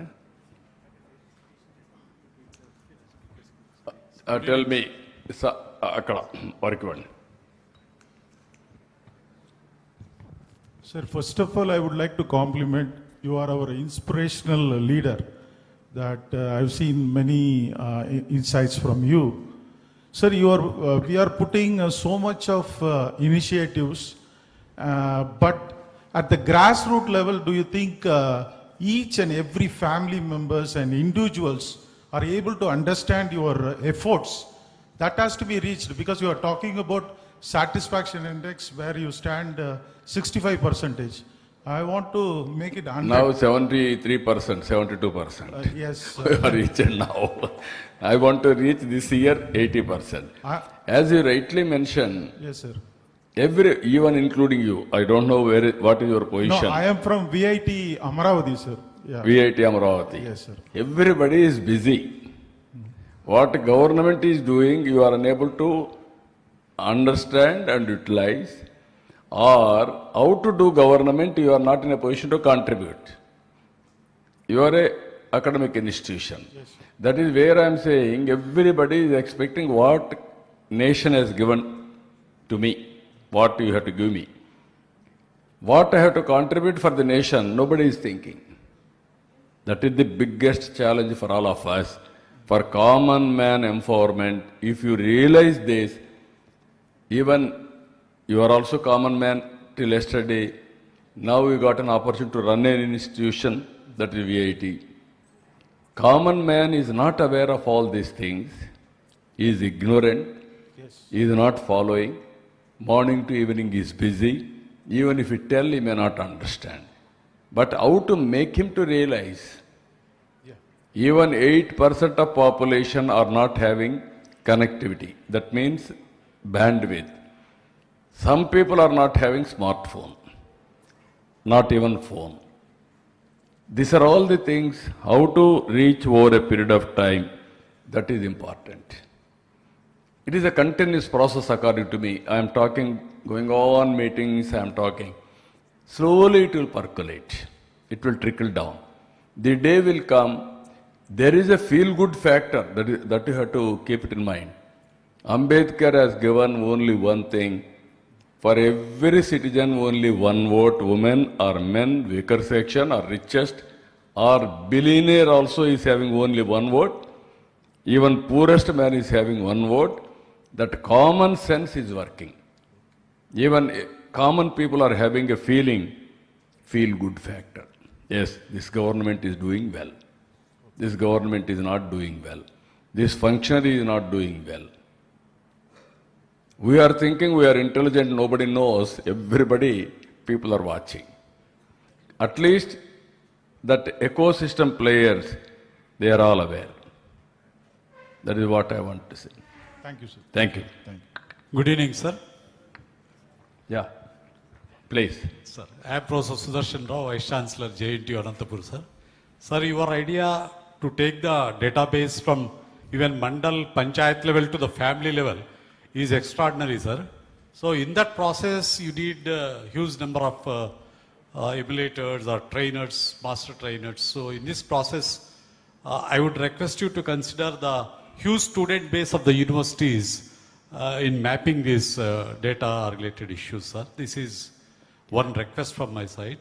No, all universities has to use their students for this type of exercise. Even project report. Yes. How they are going to mingle with society, we have to do that. Yours is a technology. Some universities social sciences. Some universities are economic. How to bring it multidisciplinary students to do this type of jobs. This is where sometimes all our education is theoretical. More theoretical. Yes, sir. It is not practical. Again, employer, tomorrow somebody will employ. He has to retrain them, then only they will get it done things. That is the biggest challenge. We will work together. All universities, all colleges, everywhere I want to go in that direction. Sir, already with data analytics, we are seeing the many MNCs, they are entering into our private life, our data. So is there any policy from AP government to protect the privacy of the... No, 100% all these things, privacy is important. Nobody can take our data.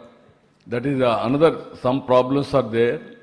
Our semiconductor, even long back I asked one question. I have given digital currency report.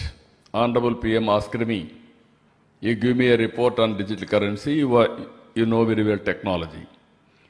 Then I called all RBI departments, service providers, and everybody. Then I asked them one question. Can you give me guarantee our data is not going outside the country? Nobody took that initiative.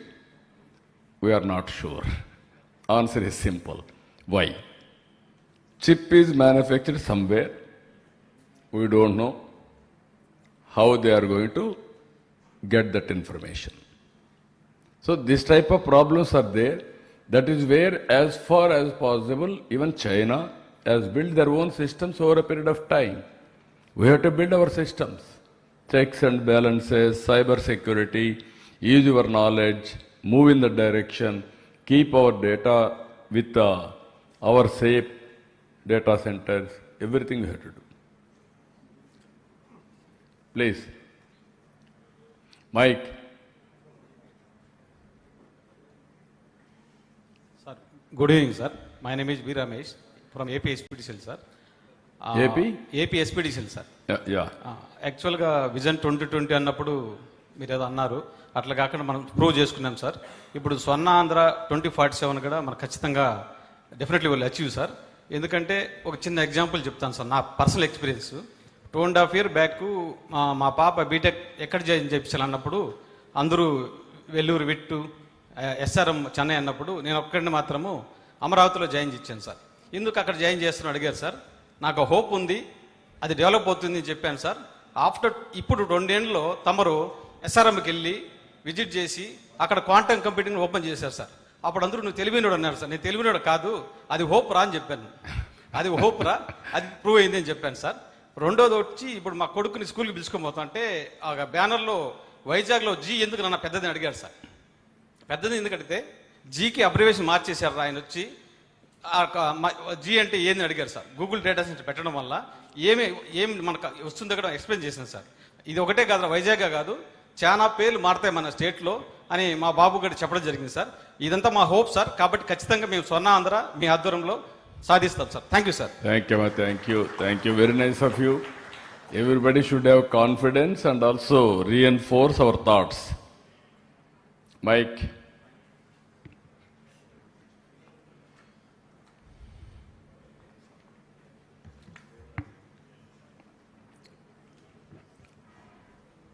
Sir, Please. Hello. Myself, Dr. Pradut Kumar Sanki from SRM University, Amravati.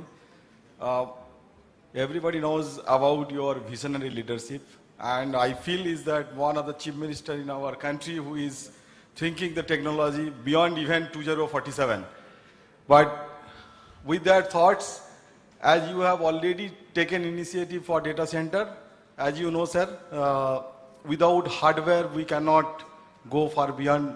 So as a hardware initiative, we came to know that you already have initiated, but do you have anything in your mind to set up a fab lab, any of our growing university near in Amravati? If you could highlight some of the things on that. Yeah, you are right. Always hardware and software both has to go together.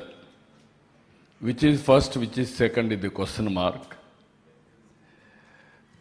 Long back, deregulation of telecommunication sector has come. All these years, India has become a service provider, not a product developer.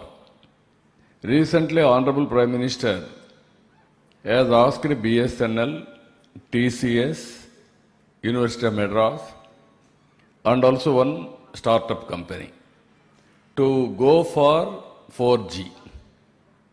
Within no time, they are able to do it. Now 5G, 6G, 7G is a matter of time. If you are having money, you can roll out. When I started quantum mission, how to go about, no clue. Then I called IBM, TCS, and also L&T. Then immediately we clinched it, partnership, everything. December, quantum computer is coming. After that, I called quantum computer parts manufacturers individually. 3-4 meetings.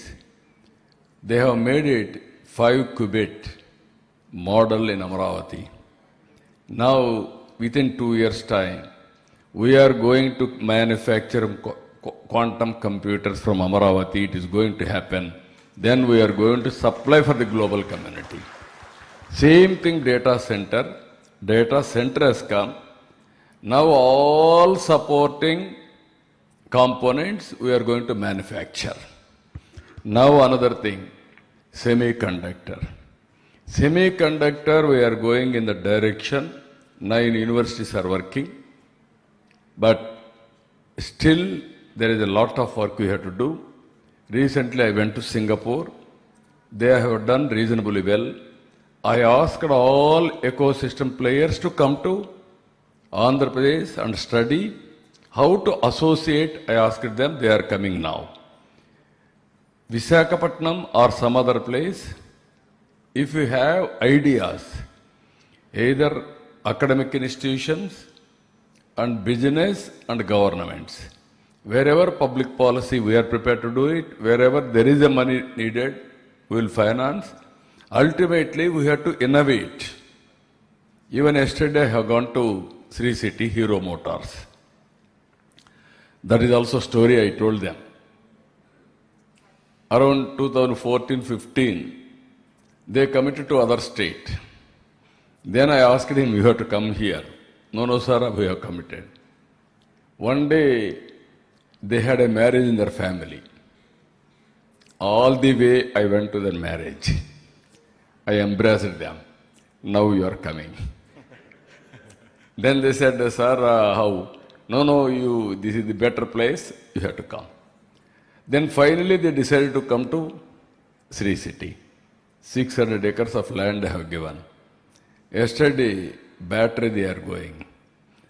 In battery, everything they are able to manufacture, only one critical component, it is coming from China. I asked them, or we are not in a position to do that. Sir, we don't have any clue, but some people are doing. We will also work it out, we will come back. So once your mind is working towards that, day will come. How China has done? Exactly 25 years back, I went to China. I toured total China, parts to parts, everywhere. At that time, they are not fluent in English. They asked me, why can't you send some lectures to us? That were the days. IT, we are better than them at that time. All of a sudden, IT, products, everything, they have gone very rapidly because their systems are their procedures. So that is where it has happened now. So with all these things, what I am saying, keep it in mind, universities, academic institutions and business people and governments, we have to work together and reach in the direction. I am very happy. Your enthusiasm, congratulations, all the best. And at the same time, some people are having travel plans also here. So we have to move in that direction. So finally, we will conclude. Anybody wanted to contribute in future, be in touch with us. With this, I am thanking all of you. Thank you one and all.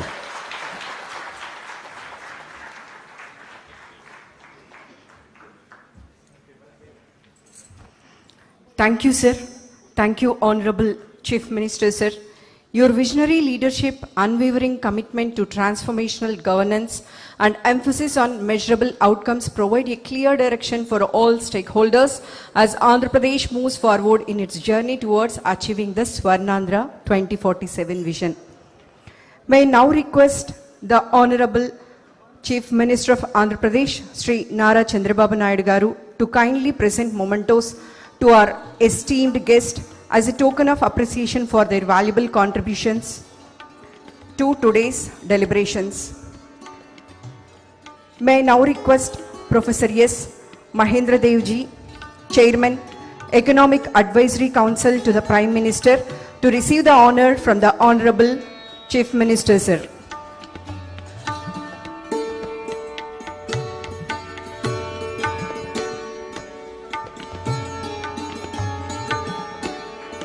Thank you so much, sir.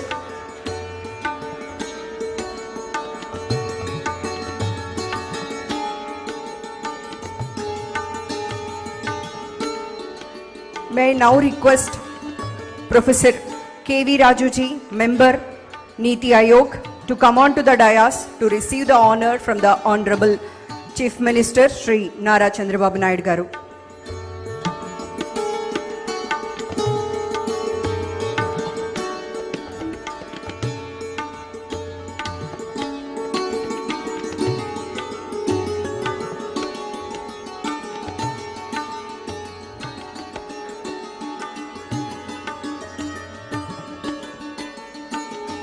May I now request Dr. R. Balasubramaniam, Member Niti Aayog, to receive the honor from the Honorable Chief Minister, sir.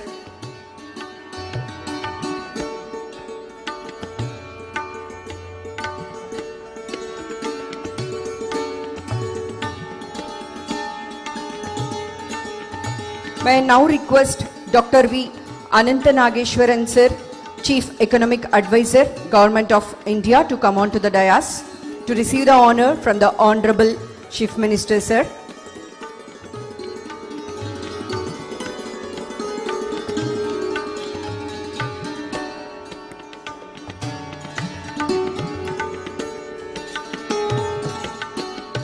May I now request Dr. Shaurabh Garg, sir, IAS Secretary, Minister of Statistics and Program Implementation, Government of India, to come on to the dais to receive the honor from our Honorable Chief Minister, sir.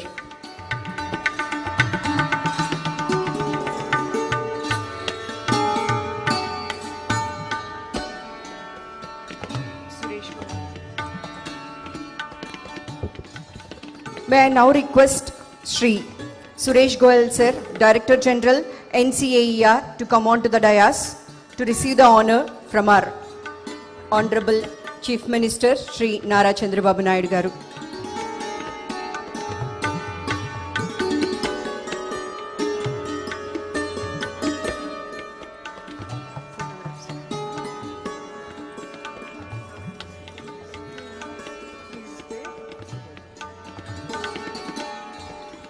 Now I request Dr. Rajiv Kumar ji, Chairman, Pahle India Foundation, to come on to the dais to receive the honor from the Honorable Chief Minister Shri Nara Chandrababu Naidu garu.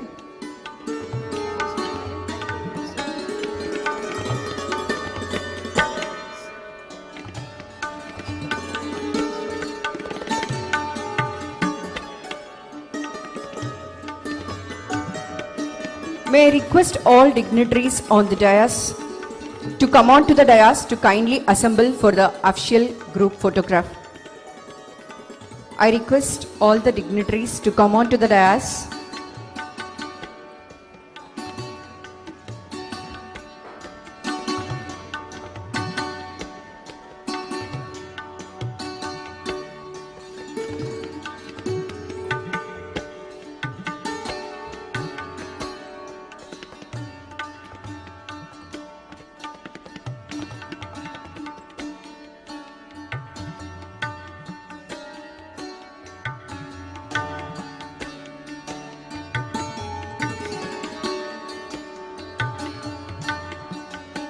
Thank you, sir. Thank you so much.